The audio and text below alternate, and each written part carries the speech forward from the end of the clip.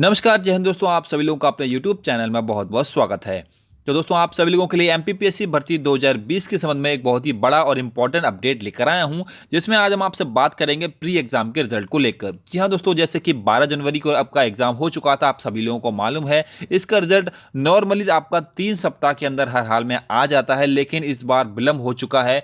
लगभग 1.5 महीने के होने के बाद भी आपका रिजल्ट घोषित नहीं किया गया है और आगे भी संभावना नहीं दिख रही कि इसका रिजल्ट कब तक आएगा। तो इस वीडियो में हम आपसे संपूर्ण चर्चा करेंगे कि आखिर किस कारण की वजह से आपका रिजल्ट लेट हो रहा है, और लेट हो रहा है तो आपका रिजल्ट कब तक आने की संभावना है। ऑफिशियली हाई कोर्ट का नोटिस भी दिखाएंगे कि किन कारणों की वजह से आपका रिजल्ट लेट हुआ। तो आपसे गुजारिश होगा, वीडियो को अंत तक देखते रहिए और एमपीपीएससी के पल पल की अपडेट प्राप्त करने के लिए यदि आपने चैनल सब्सक्राइब नहीं किया है तो आप चैनल सब्सक्राइब करके ऑल नोटिफिकेशन जरूर ऑल पर कर लीजिए, ताकि आपको सभी अपडेट सबसे पहले प्राप्त हो सकें। तो आपसे गुजारिश होगा, वीडियो को ध्यान से अंत तक देखते रहिए। तो दोस्तों, सबसे पहले तो मैं आप लोगों को बता दूं कि ये जो परीक्षा का रिजल्ट है वो डिले इस वजह से हो रहा है क्योंकि ओबीसी का आरक्षण जो कि पहले 14% था, उसको बढ़ा के सरकार की ओर से 27% कर दिया गया था। इसी वजह से आपका लोगों का जो रिजल्ट है वो लेट हो रहा है, क्योंकि रिजल्ट बन के तैयार हो चुका था, लेकिन आरक्षण का जो मुद्दा है यह हाई कोर्ट में चलने की वजह से आप लोगों के आरक्षण का जो डाटा है वही क्लियर नहीं हो पाया। इसके लिए मैं आपको ऑफिशियली कटिंग दिखा देता हूँ।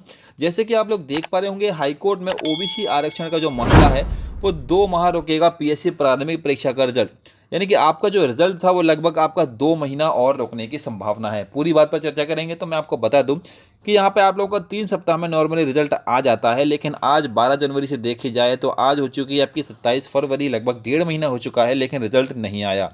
इसलिए वजह से हुआ है क्योंकि हाईकोर्ट में 13 याचिका लगी थी ओबीसी आरक्षण के खिलाफ, जिसके मद्देनजर आप लोगों का जो आरक्षण 14% से बढ़ा के 27% किया गया है, उसी को चुनौती दी गई थी।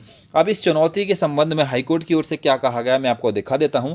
यहाँ पे मैं आपको बता दूं कि यहाँ पे साफ साफ बोल रखा है कि 28 अप्रैल से अब हर दिन सुनवाई होगी, यानी कि जो आखिरी में अभी हाल ही में सुनवाई हुई है उसमें यह फैसला लिया है कि जो अगली सुनवाई होगी वो 28 अप्रैल से होगी।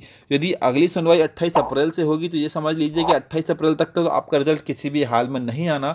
28 अप्रैल से आपकी सुनवाई होगी और सुनवाई पूरी होने के बाद ही फैसला लिया जाएगा कि आप लोगों का आरक्षण जो है 14% रहेगा या 27% हो जाएगा। इसी के साथ ईडब्ल्यूएस का जो 10% का आरक्षण है वो भी हाई कोर्ट ने मानने से इनकार कर दिया है। तो यदि हाई कोर्ट का माना हुआ ये आरक्षण इनकार कर देते हैं तो ऐसी स्थिति में जो ईडब्ल्यूएस का कोटा यहाँ पे भरवाया गया था एमपीपीएससी के फॉर्मों में, उनका क्या होगा। तो यहाँ पे होगा ये कि आप लोगों का जो रिजल्ट बन के तैयार हुआ है उसमें से ईडब्ल्यूएस का 10% का कोटा हटा के आपका ओबीसी का अगर 27% मान किया जाता है तो 27% के हिसाब से, यदि 10% मान किया जाता है 14%, तो 14% के हिसाब से आप लोगों का दोबारा से रिजल्ट तैयार किया जाएगा और वो अगली सुनवाई खत्म होने के बाद ऑफिशियली जो आपका अपडेट निकाला जाएगा उसके तहत दोबारा से आपका जो रिजल्ट होगा वो बन के तैयार होगा। तो फिलहाल तो आप इतना समझ लीजिए कि आप लोगों का जो रिजल्ट है वो 28 अप्रैल के बाद, यानी कि लगभग मई में लास्ट तक आप लोगों का रिजल्ट आएगा। उससे पहले कोई संभावना नहीं है कि आप लोगों का